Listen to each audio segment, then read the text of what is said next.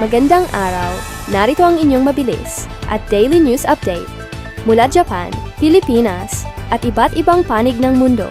Ihahatid namin ang mahahalagang balitang dapat ninyong malaman. Manatiling updated at samahan ninyo kami. Muling nilinaw ni Prime Minister Sanai Takaichi na wala siyang direktang koneksyon sa isang lalaki na umaming gumawa at nagpakalat ng mga mapanirang video laban sa ilang kandidato sa politika. Ayon kay Takaichi, hindi niya kailanman nakilala ng personal ang naturang lalaki at itinanggi rin ng kanyang opisina ang anumang partisipasyon sa paggawa ng mga video. Ang lalaking nagpakilalang Ken Matsui ay nagsabi na online communication lamang umano ang naging contact niya sa isang aide mula sa opisina. Ni Takaichi, iginiitin niya na wala raw direktang utos mula kay Takaichi at sariling desisyon niya lamang ang paggawa ng content. Sa gitna ng kontrobersiya, pinapaalalahanan ang publiko na manatiling maingat at mapanuri sa mga lumalabas na impormasyon habang hinihintay pa ang mas malinaw at opisyal na paglilinaw tungkol sa usapin. Patuloy na pinupuri ang railway safety system ng Japan dahil sa mabilis nitong emergency response at maayos na paghahanda sa oras ng peligro. Sa mga railway crossing, may emergency buttons na maaaring pindutin kapag may sasakyang naipit, taong nasa panganib o anumang aberya sa riles. Kapag na-activate ito, agad na nakakatanggap ng alerto ang railway control upang makapaghanda ang mga tren para sa emergency stop. Meron ding SOS devices sa loob ng mga tren na nagbibigay daan sa mga pasahero na agad makipag-ugnayan sa crew sakaling may emergency o nangangailangan ng agarang tulong. Ipinapakita ng sistemang ito kung paano pinapahalagahan ng Japan ang kaligtasan, disiplina at mabilis na aksyon upang mapanatiling ligtas ang publiko sa pang-araw-araw na biyahe. Patuloy ang debate sa Japan tungkol sa immigration, population decline at kakulangan sa manggagawa. May ilang leader na mas gustong higpitan ang immigration policies upang mapanatili umano ang kaayusan, disiplina at national identity ng bansa. Para sa mga supporters ng mas mahigpit na patakaran, mahalagang protektahan ang kultura at seguridad ng Japan habang kinokontrol ang pagpasok ng mga dayuhan. Ngunit para sa ibang sektor, kailangan din ng mas balanseng solusyon dahil sa tumatandang populasyon at kakulangan sa labor force na maaring makaapekto sa ekonomiya ng bansa.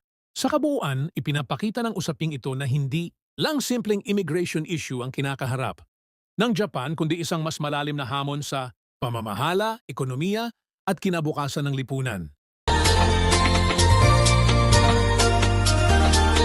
Mga problema at suliranin sa buhay ay hindi nawawala.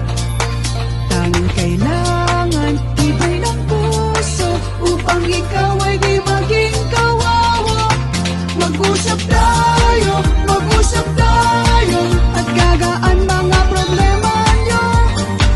Mga pagsubok sa ating buhay. Malaking promo na hindi mo dapat palampasin. Handa na kami magbigay ng mas maraming offer para mag-book, makinig, manood at makisabay sa aming mga espesyal na alok. Exclusive promo sa plane ticket. Sa bawat pag-order ng plane ticket, may libreng original Mag-usap Tayo by Vicky Ozawa polo shirt kaagad. Isang plane ticket includes isang original Mag-usap Tayo polo shirt. Mas maraming ticket, mas maraming libreng polo shirt. Limited po ang aming offer up to 50 person. No choosing in color size. Translation service Japanese English Tagalog, dagdag tipid sa bawat transaction. Totoong tipid. Walang komplikadong proseso. Direktang bawas presyo. Abangan ang iba pang promo. Marami pang sorpresa at updates na pwede mong makita at marinig sa aming mga platform. Balak mo bang pumunta sa Amerika? Andito po kami para ibigay ang aming makakayang serbisyo sa amin pong kaalaman. Message lang po. Makinig at manood sa Spotify at Apple Podcast. Laging updated sa mga bagong promo at balita. Message na po ngayon. Limitado lamang ang promo kaya huwag nang maghintay. I-check ang aming page, mag-message na po at mag-order ngayon. Kami po ng Team Mag-usap Tayo by Vicky Ozawa. Maraming salamat po. Message na po ngayon. Ang promo na ito ay para sa mga gustong maglakbay, makatipid at makatanggap ng espesyal na regalo. Samantalahin na po, message lang po sa FB page Mag-usap Tayo by Vicky Ozawa. Welcome sa Chika Showbiz! Hatid namin ang maiinit at pinakabagong balita sa mundo ng showbiz mula Hollywood hanggang sa mga paborito ninyong artista sa Pilipinas. Tara, sabay-sabay nating alamin ang latest chika! Nagpaalam na si Stephen Colbert sa kanyang matagal na late-night program na The Late Show with Stephen Colbert. Matapos itong kanselahin ng CBS sa kanyang farewell episode, naging espesyal ang pagtatapos ng programa sa pagdalo nina Paul McCartney, Ryan Reynolds, Bryan Cranston, at yung iba pang celebrities. Kinanta rin ni McCartney ang kantang Hello Goodbye ng The Beatles bilang simbolikong pamamaalam sa host. Bagamat sinabi ng CBS na pinansyal na dahilan, ang pagkansela ng programa naging usap-usapan din ang matitinding komento ni Colbert laban kay Donald Trump bago inanunsyo ang pagtatapos ng show. Sa kabila nito, nananatiling isa si Colbert sa mga pinakakilalang late-night host sa Amerika dahil sa kanyang humor, political commentary, at unique hosting style. Masayang ibinahagi ni Christine Reyes sa social media ang ilang larawan nila ni Gio Tingson. Matapos ang kanilang engagement, agad namang nakatawag pansin online ang engagement ring ng actress at bumuhos ang congratulatory messages mula sa fans at mga kapwa celebrities. Si Gio Tingson ay dating naging chairperson ng National Youth Commission at naging bahagi rin ng ilang political organization sa bansa. Bago naging opisyal ang relasyon nila ni Gio, kinumpirma noon ni Christine Reyes na annulled na siya sa dating asawa na si Ali Katibi, kung saan mayroon silang isang anak na babae. At iyan ang kabuuan ng ating balita. Maraming salamat sa inyong pagtutok. Huwag kalimutang i-follow ang aming page. Mag-usap tayo by Vicky Ozawa para sa mas marami pang updates mula Japan, Pilipinas, at buong mundo. Ingat at hanggang sa muli.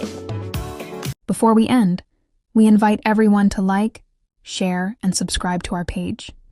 You can watch us not only on Facebook, but also on our YouTube channel for more updates and exclusive content.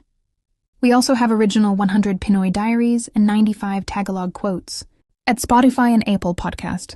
All in Tagalog, written by Vicky Ozawa. Voice over by talented Filipina, Miss Joy and Jasmine, now available. So don't forget to listen and support our creative works. If you have any concerns, inquiries, or if you are interested in our commercials or services, please feel free to message us anytime on our Facebook page, Mag-usap Tayo by Vicky Ozawa. We are open Monday to Friday, 9 a.m. to 6 p.m., Japan time. Thank you very much for your continued support. And we look forward to assisting you. Maraming salamat from Team Mag-usap Tayo by Vicky Ozawa. Here is a short quote from Ms. Vicky Ozawa, Life is a gift. Find peace of mind first rather than happiness. Thank you very much.